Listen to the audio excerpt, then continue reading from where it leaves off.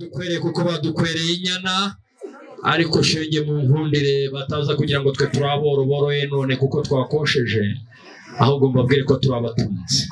cyo ngaho nimuhuza amaso murebe garase murabona ko amatama yatemba itoto nk'uwanyoye amata uko mureba yera amenyo y'intono ni nako n'umutima we wera maze Eli munyemerere igihe ngiye kwanamiza mvuga izamukamiwe uri mu rwuti shenge wako inyana za nyina zirahari uzakomeza umukamisha ishimame ndimo ruhimbi mpamagara n'icyogere kitaba n'ingoga ngoma ya karingana kurata wina nyame bw'isoko y'ahandi twigendera u Rwanda twirebera umwari ukwiye abanyarwanda mazirimo kibibi kibimburiye ingabiganizi mu by'igihe zikunda karure mamureke mamagara rusumba mitwe y'ahandi mu by'ubwo kuba ndenda yarayibyirukiye ku muri n'umurindi mbona yabyirukanye na rwabikoma maze nyikunda ko ari bageza abaswa burya n'inyamamare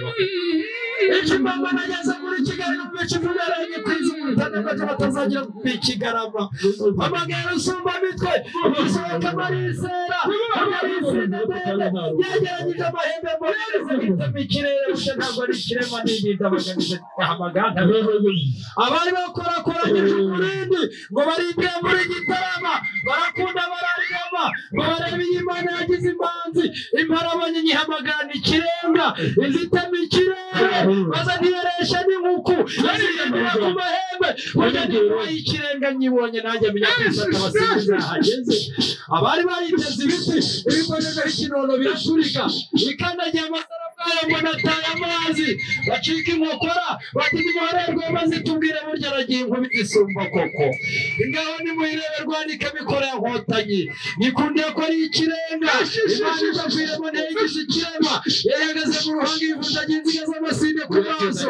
yigwiza urwirungu ku rwakashakasha yitaka umukondo w'umukondo ukondakona kusakagira ibitare biteye amatako yombi burya nayikunda nyikamira abakobwa ikabarinda kugumirwa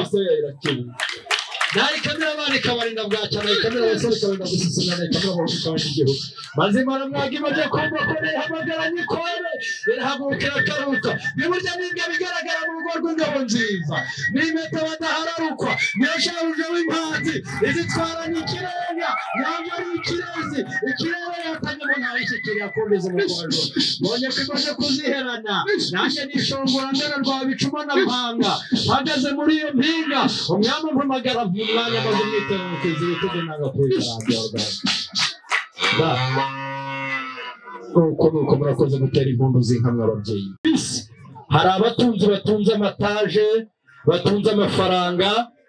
ariko Imana irebye usanga mu mitima yabo hahora amatiku y'ubugugu ngo bimane ku mafaranga buri wese bashaka kwigwizaho itunga ngo Imana ihindukire ibona hari abatunzi batunze inka bakaziragira mu mukenke zikayagura amabondo bakinikiza imikere y'ikuzura amata maze Uwiteka aravuga ati bari abatunzi bafite umutima mwiza kuko ibyabo ni ukugabira n'inka n'abageni nicyo cyatumye Imana itama kwezi Kristo avukira mu kiraro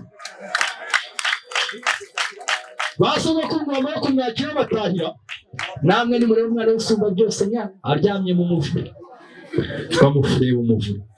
aho habyirukiye bamukamira amata yarinze ataha mu ijuru yera ari umuziranenge kuko amatara yera yagiye mu ijuru cyo turakiza agiye kugenda yasize isezerano ati ntawe uzajya kwa data atanyuzeho ibyo tuzi neza ko abatahira bakiriye Yesu mwisi uzi barikoze ku kigembe ryakirana nk'ubugi bw'intorezo banya ko arimo gutigana sinaritera byagiswa mwene karasanye nibangira umuheta w'icyaga mukora kunjisha ndawuhehemura banya ko ageze ngo yisaganye ndikubitira ku butaka ryumvikana n'urutare ndikubitiye mu kirere ryumvikana n'izuba rigeze mu gicu rifatana n'inkuba ryongeye kugaruka ryumvikana n'ingona rimukembera ubugingo mu maso banya atangiye gusabaganya ndikogota n'umwikamire niyo kubona nikubiteza tugize mu icumi bunyanitse agatoza mu rugamba rw'abageni wacu